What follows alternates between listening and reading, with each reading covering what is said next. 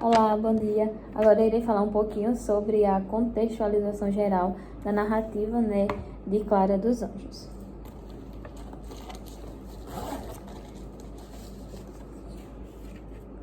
Então, a narrativa em si, ela já começa com Joaquim fazendo uma descrição dele, que eu fiz algumas anotações.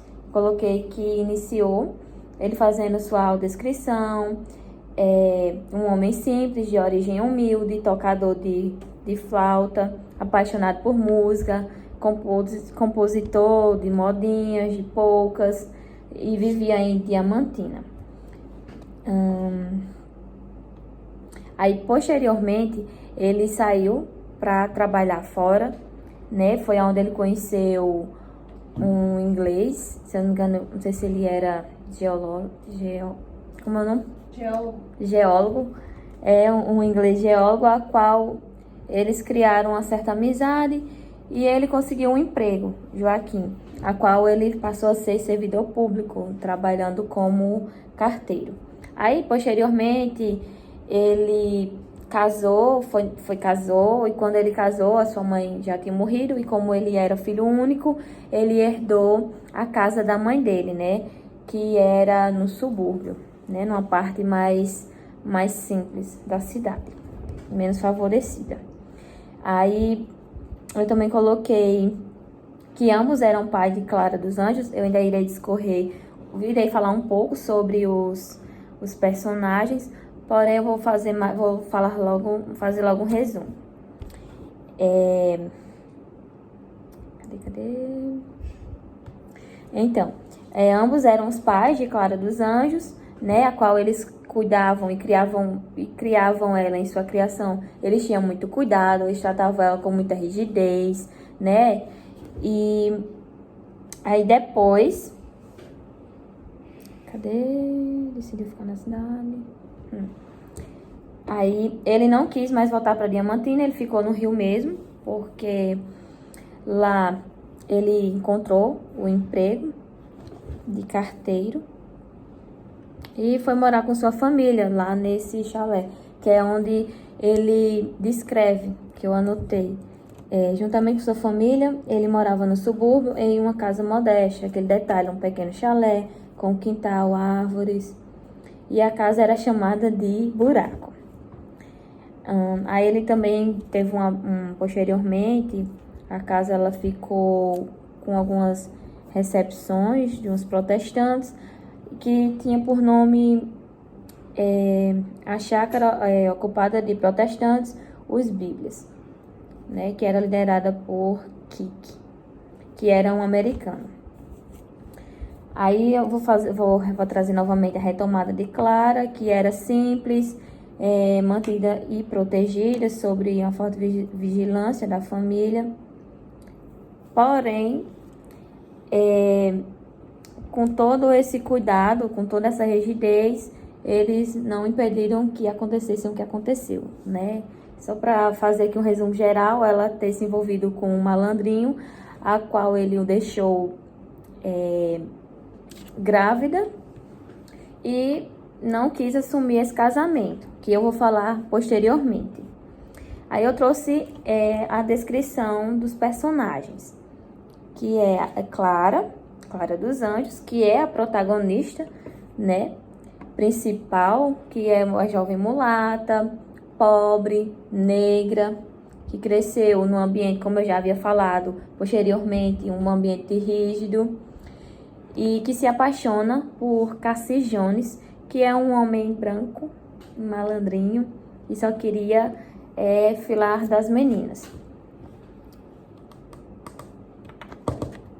Sim, a sua descrição, sua descrição eu acabei de fazer, que era uma moça negra, recatada, criada sob vigilância de seus pais. Aí eu também coloquei uma breve descrição sobre o pai dela, que eu coloquei que era um carteiro, ex-flautista e compositor e amador. Um homem simples, de origem humilde, de Diamantina, da cidade onde ele morava anteriormente, antes dele ir para o Rio, e que se estabeleceu no subúrbio do Rio de Janeiro. Aí temos Dona Engrácia, que é a mãe dela, né, como aquela mulher super protetora, ela protegia demais sua filha. Ela também, né, já daquela época, era uma mulher muito submissa e queria tratar, né, sua filha também da igual forma ela foi criada. Aí eu coloquei a sua descrição. Dona Engrácia, mãe de Clara, mulher religiosa, caseira, cuidadora com a filha, sempre educando Clara segundo os valores tradicionais, preocupada com a moral e com os bens e costumes, né? Reforça sempre, aí aqui eu coloquei, reforça sempre o papel de mulher submissa e também moralista da época. E eu fiz até uma retomada, coloquei entre parênteses que apesar do zelo que ela tinha, né, com sua filha, ela não conseguiu evitar o seu destino, o destino dela, que para aquela época foi muito desonroso. Aí eu fiz uma descrição de Cassi Jonas, de Azevedo, coloquei que ele é sedutor, malandro, né, conhecido por desonrar as moças, branco, bem vestido. E eu também coloquei que ele foi, né, não só de Clara, mas também de outras, algumas a qual eu irei falar posteriormente, responsável pela sedução das meninas, por seduzir e abandonar elas. Aí aqui eu trouxe uma fala na obra que diz: tratada pelos pais com muito cuidado, recato e carinho.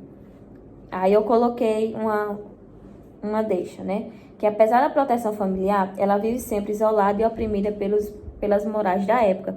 Só podia sair acompanhada, quase não tinha contato com o mundo e seu destino era controlado pelos seus pais e também pela sociedade. E ela também saía muito sobre a vigilância da madrinha dela. Aí agora eu vou falar um pouquinho sobre Jonas, que aí é onde vai adentrar na parte da desigualdade. Que eu coloquei assim, Jonas, ele era o... Aí, tá certo. Que Jonas, ele enrolava as mulheres, né, com seu joguinho de sedução. E a preferência dele era justamente as mulheres pobres e negras, né, aquelas a qual elas pudessem, essas mulheres ele pudesse fazer com elas bem o que quisesse e por isso mesmo ficasse. E eu peguei até um trecho que foi o pai dele falando, que ele dizia assim: eu sei o nome das outras, olha a Inês, aquela criolinha, que eu vou já falar o significado a qual remete a palavra criolinha. Aí ele colocou o nome das outras, olha a Inês, aquela criolinha que foi nossa copeira e criada por nós. A Luísa, que era empregada do doutor Camacho, a Santinha, que guardava a mãe a costurar para fora e morava na rua Valentim.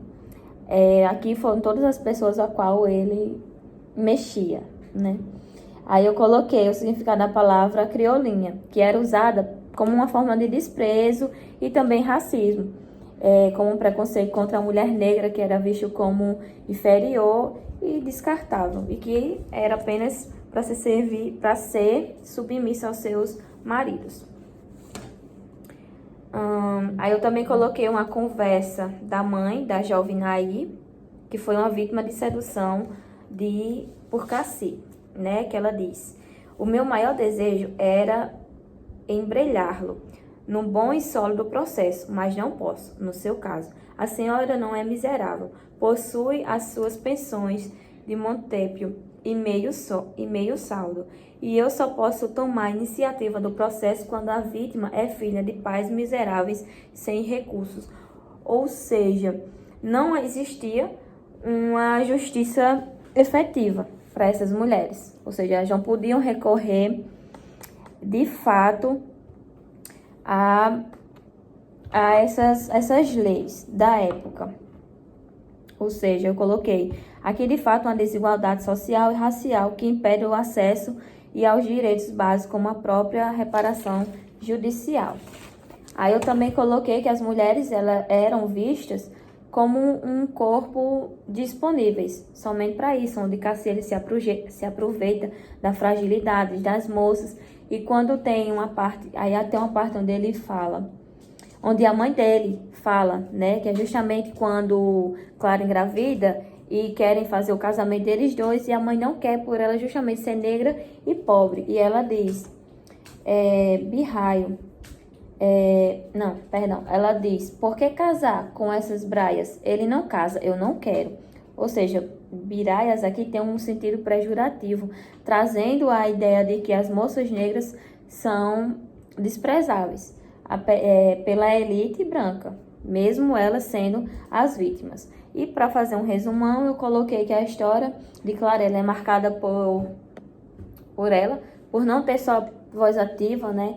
Por ela ter sido seduzida e abandonada, desprezada, e também pela sociedade. E a sociedade, ela, em vez de ajudá-los, ela faz com que ela fique de forma silenciosa e só fazem um julgamento, julgá-la. Só para fazer uma correção, quem engravida não é Clara, né? Eu me confundi. É Nair, que também foi seduzida por Cassi, que é até onde eu falei posteriormente que a mãe, quando ela apareceu grávida, a mãe da jovem queria que ele se casasse com ela, e quando ele levou essa pauta para a mãe dele disse que não queria que eles se casassem por ela ser uma mulher pobre e negra.